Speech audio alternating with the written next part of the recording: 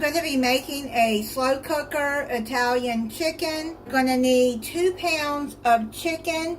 It calls for boneless, skinless chicken thighs, but I have chicken thighs with the bone and the skin. Went on and took the skin off, and when it's done, then I'll just take the bone out. And I put a piece of chicken breast in there too because I only had 2 thighs. I'm gonna put some Italian seasoning over it.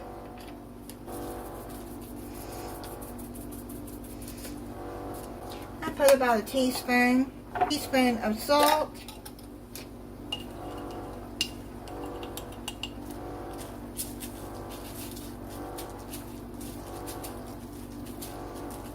I'd say probably about a half a teaspoon of black pepper,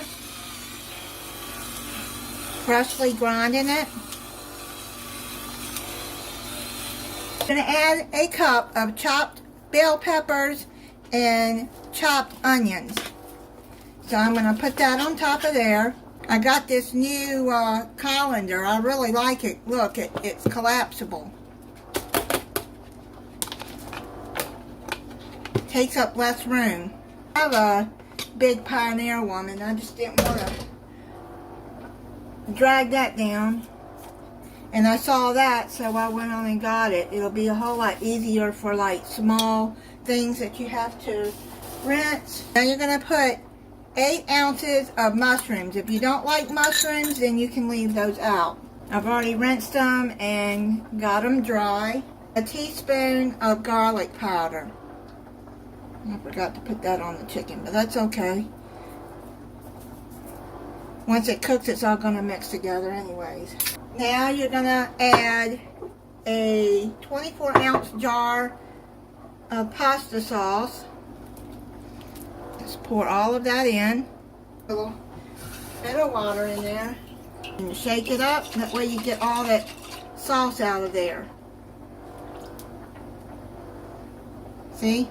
Now you're going to cover this, and you're going to let it cook on low for 4 to 5 hours until the chicken is done and reaches 165 degrees on the meat thermometer. Chicken is done. I just checked it. Now I'm going to take it out. I got to get that bone off of that thigh. Take it and shred it. If you have boneless, skinless thighs, it'll work better. You don't have to take the bone out.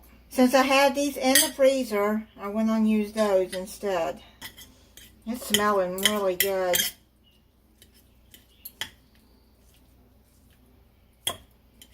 I'll have the recipe in the description. Put it back in there.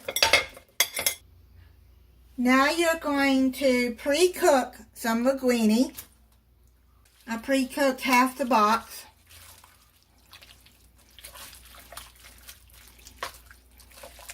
I'm going to mix that all up together.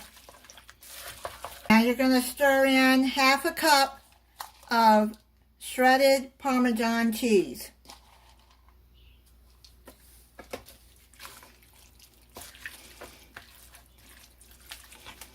Now I'm going to cover this and let it set for about 5-10 minutes until the cheese is kind of melted and everything is cooked in together.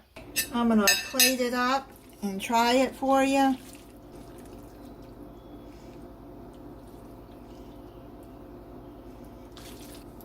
Put some more Parmesan cheese on the top. Put some Parmesan on the top. I'm going to sprinkle some parsley flakes. You don't have to do that, just add some more color to it. And I made a garlic stick with it. You can serve this with a salad if you like. Try it.